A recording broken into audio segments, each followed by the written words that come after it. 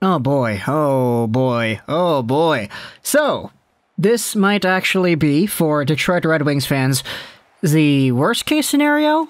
Okay, it's not that bad, but like, you get what I mean, based off of everything that has gone down in the past, 48 hours. We have a number of things to talk about. Firstly, the Red Wings versus the Predators. Secondly, the Ducks versus the Sabres. Thirdly, the Predators' social media going after the city of Detroit. Fourthly, Trevor Zegras, Sonny Milano. Fifthly, Lucas Raymond. And sixthly, on the chopping block for today's video, it's our sponsor for today, Topps NHL Skate. Ever want to step into the hockey collecting game but just don't have the time or space?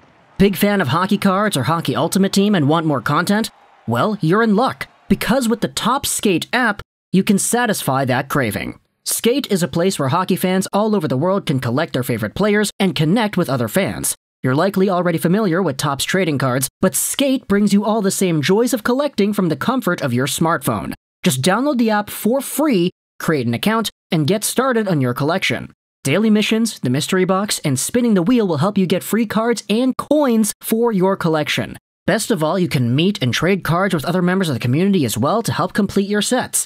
You can also trade in cards to receive limited special ones too. Signature Series, Commander Series, Relic Series, and Current Events Moments, with hundreds of different cards with insanely beautiful artwork, Topps Skate is your new home for hockey memorabilia collecting. Download the app today for free and start building your ultimate collection. I'm on the app myself with the username LikeARocks99. So, firstly on the chopping block, it is the Red Wings and the Predators. The Red Wings were coming into this game with a 5-game winning streak, that in which had not actually been accomplished in quite some time in the Red Wings' past, and if you want to go and actually take a look at the standings, they're doing pretty well right now. We can actually talk about the Red Wings and their entire playoff race, dare I say, later this week. That's not going to be this video, but last night's game for the Red Wings versus the Predators was supposed to be this team's 6th win in a row, if you are on the more optimistic side of things. However, Nashville came out there and absolutely bullied the Red Wings, and they took control of the game early. The Red Wings really didn't have too much of a chance to actually come back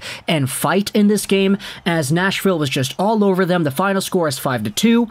They set the tone early, they kept up the pace, and the Red Wings were able to get some offense towards the end there, but it was cracked open even more in the third period, where Nashville was just like, okay, yeah, we're going to take control now, so your win streak? Sorry, Detroit. It's not happening. Now, I said in the intro that this was going to be the third thing we talked about, and moving into second because it flows a lot better that way. The Nashville Predators social media person on Twitter went out there and actually threw a really big shot at the entire city of Detroit in a pretty inappropriate way. This tweet has been up for a few hours already. It's gotta suck for your city's name to rhyme with Trashville at Preds NHL, Nolan Bianchi says. The Predators then replied, I just know someone that lives in Detroit didn't say anything. And you can kind of see it has more quote tweets than likes, which typically is a bad sign because it means that people are going out there and usually flaming it.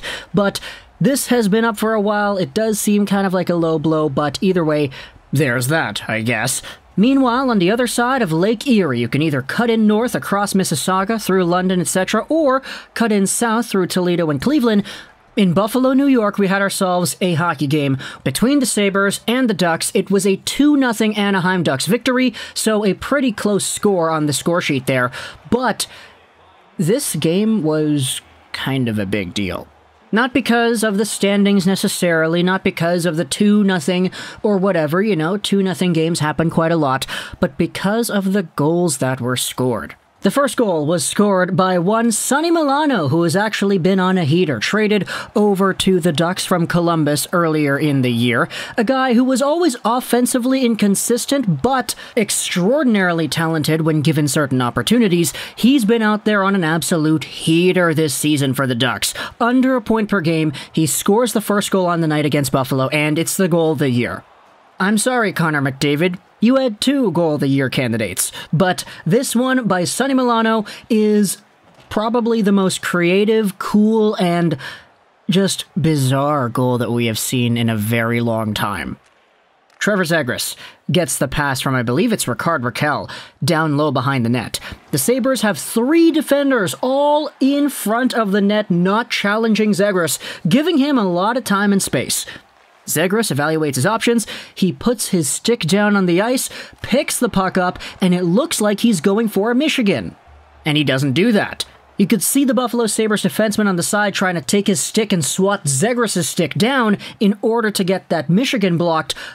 But Zegras is thinking 2 steps ahead. He's like, okay, I'm just going to flip it out in front to Sonny Milano, who is right there on the doorstep, and he bats it in by Ukko-Pekka Luukkonen. It's 1-0. Milano goes to Zegras to celebrate. Zegras has his hands on his head and his mouth wide open. I can't believe we just did that, is his entire facial expression right there.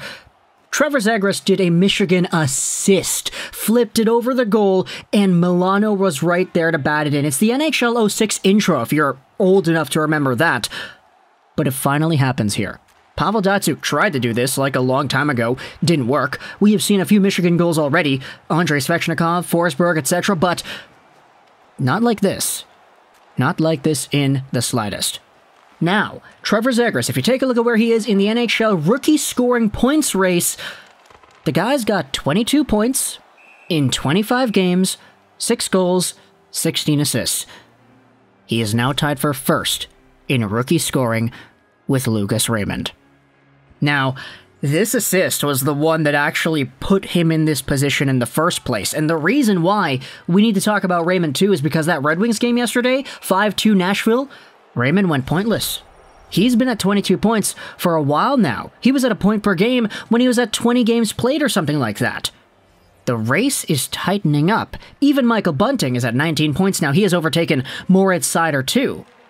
So, the Calder race, as we have established in previous videos, which is usually just a points race for the rookies, that's normally how most people cast out their votes, it's all of a sudden a real race now, isn't it? Raymond had such a big lead earlier on in the season that I think a lot of Red Wings fans, myself included even, might have gotten a bit cocky, thinking, okay, Raymond is going to be a lock for this season in the same way that Elias Pettersson was a lock and Kirill Kaprizov was a lock. Like, these guys were good enough so early on that they ran away with the lead, and the only ones to challenge were Robertson, who actually started heating up towards the middle and end parts of the season for Dallas last year, and then Jordan Binnington, who won the Cup in his rookie season. Not like this, though. Not like this. We're a quarter way through the 21-22 season, and Lucas Raymond, all of a sudden, is no longer first unanimously. The tie is here, and Trevor Zegras' game-breaking, earth-shattering, world-destroying assist is the one that goes out there and gets the job done. Now, just for the sake of argument and comparison, let's go out there and compare the different numbers and statistics. So, Zegras is a center. Raymond, he is positioned as a left, whatever that is, left wing? They have him on the left wing? Okay, there you go. Raymond's got 26 games. Zegras has got 25 games. They both have 22 points, therefore the point per game metric goes to Zegras. Obviously, we noted Zegras 6 goals, 16 assists. Raymond is at 10 goals and 12 assists. Raymond's a +3, Zegras is a -5. Zegras also has been to the box a lot more than Raymond has this season. You go over to even strength point production, you can see that even though Raymond does have more even strength goals, they have the same amount of even strength points, so at 5v5, they're actually going out there and doing very similarly in terms of the production. On the power play, it's the same thing, 5 power play points for both of these players. Zegras has had 66 shots on goal, but a significantly lower shooting percentage than Raymond, who is shooting at a 17.2% metric. Raymond also has the edge in time on ice by about half a minute. Raymond also, even though he isn't a center, quote-unquote, according to NHL.com, actually has a much higher face-off win percentage at 62.5% versus Zegras and his 40.1%. So, right now, just as I'm recording this video, you know, the rookie race is pretty much neck and neck, and it's kind of crazy because Raymond had such a big lead at the beginning of the season, but Zegras, dude, he's been heating up, and he actually did just ground and pound to the point where he has now tied up everything. Take a look at Zegras and the recent stretch he has gone on. 4 games in a row, spanning back to Vegas on December 1st. The guy is out there with 8 points in 4 games. Meanwhile, it's been 3 games since Lucas Raymond has had a point, and that point is the only point he has acquired since the end of November when they played Boston, where they won 2-1. So, streaks, man. Streaks, they come and go. Lucas Raymond, he's in a little bit of a downturn right here. Zegras has turned it up, and now the Calder race is all of a sudden a lot more interesting. Talk to me in the comments what do you think about Zegras and his crazy assist for Sonny Milano's goal last night, the Calder race as it stands right now, and where you see these two players, Raymond and Zegras, going into the next few weeks. The Red Wings are going to want to bounce back after that very bad showing against Nashville last night. Meanwhile, the Ducks, I mean, everybody in Anaheim probably is still just kind of recovering pieces of their mind off the floor after seeing what Zegras did. But either way, let me know in the comments all your thoughts. I hope you enjoyed this video. And bye.